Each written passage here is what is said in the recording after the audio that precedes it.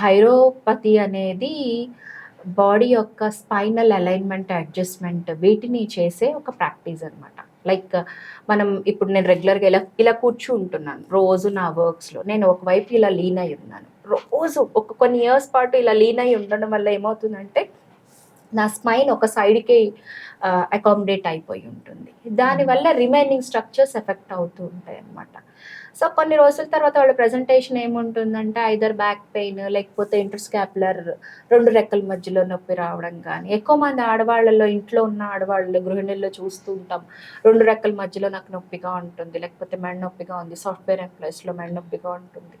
So ఇవన్నీ కూడా ఏంటంటే వాళ్ళు రోజువారీ చేసే కార్యక్రమాల్లో ఏంటి, స్పైనల్ ప్రాపర్ అలైన్మెంట్ ఉండదు.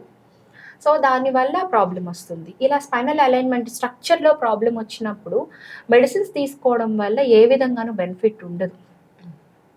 మేబీ సప్లిమెంటేషన్ హెల్ప్ చేయొచ్చు మన మజిల్ హెల్త్ కోసం అండ్ బోన్ డెన్సిటీ మెయింటైన్ చేయడం కోసం, vitamin D, magnesium, next joint health కోసం ఒమేగా 3 ఫ్యాటీ యాసిడ్స్ ఇట్లాంటివన్నీ మెయింటైన్ చేయొచ్చు. కానీ స్ట్రక్చర్ని కరెక్ట్ చేయనంత వరకు మనం ఎన్ని తీసుకున్నా సరే బెటర్ అవ్వదు. సో స్ట్రక్చర్ అంటే ఏంటి అంటే స్పైన్ అనేది cervical spine, thoracic spine, lumbar spine అంటారు కదా. నేను నా దగ్గరకు వచ్చి ఎంఆర్ఐలు తీసుకొని వచ్చి పేషెంట్స్, మేడం నాకు సర్వైకల్ స్పాండిలైటిస్ ఉందని కండిషన్ పేరు చెప్పేస్తుంటారు అనమాట. సో అలాగా సి స్పైన్లో కానీ, ఎల్ స్పైన్లో కానీ స్పాండిలైటిస్, స్పాండిలిస్థెసిస్, సియాటికా ఇలాంటి ఇష్యూస్ అన్నీ కూడా డెవలప్ అవుతూ ఉంటాయి. అది స్ట్రక్చరల్ ప్రాబ్లం. సో అలా స్ట్రక్చరల్ ప్రాబ్లమ్కి మనం ఖైరోపతి అనేది ద బెస్ట్ ట్రీట్మెంట్ మొడాలిటీగా చెప్పచ్చు. అయితే ఇప్పుడు అంత ప్రాక్టీసెస్ బెటర్గా ఉండట్లేదేమో అనుకుంటాను నేను. ఎందుకంటే వీక్లీ వన్స్ మనం సెషన్ తీసుకోవాలి, బట్ రెగ్యులర్గా చేసేవాళ్ళు కూడా ఉన్నారు, which is not right practice.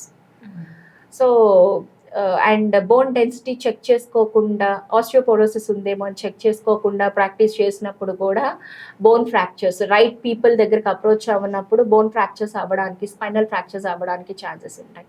దానివల్ల క్వాడ్రిప్లీజియా, లైక్ పారాప్లీజియా ఇలాంటివన్నీ కండిషన్స్, అంటే చచ్చిపడిపోయే కండిషన్స్ దాకా కూడా వెళ్ళొచ్చు. సో రైట్ పర్సన్ని రీచ్ అవ్వడం చాలా ఇంపార్టెంట్. అండ్ ఫిమేల్ ఖైరోప్రాక్టర్ అని ఎందుకు అంటున్నామంటే ఆల్మోస్ట్ ఆల్ ఖైరోలో అప్రాక్సిమేషన్ టువర్డ్స్ ద పర్సన్ చాలా ఎక్కువగా ఉంటుంది. చాలా సందర్భాల్లో ఆడవాళ్ళు ఇవి చేయించుకోవడానికి ఇబ్బంది పడే సిచ్యువేషన్స్ కూడా ఉంటాయి. When it comes to treatment, male or female మనకు అనవసరం. కాకపోతే ఏంటంటే కొన్ని ట్రీట్మెంట్స్ విషయాల్లోకి వచ్చేటప్పటికి ఎస్, ఫిమేల్ కనుక ఉంది అంటే మోర్ ఛాన్సెస్ ఫిమేల్ క్లయింట్స్ రావడానికి, వాళ్ళు కంఫర్టబుల్గా ట్రీట్మెంట్ తీసుకోవడానికి బెటర్ ఆప్షన్గా చెప్పచ్చు. బట్ దట్టు ఏంటంటే నెంబర్ ఆఫ్ పీపుల్ లేరు, దీనికి కొంచెం బాడీ స్ట్రెంగ్త్ ఇవన్నీ కూడా కావాలి ఖైరో చేయడానికి.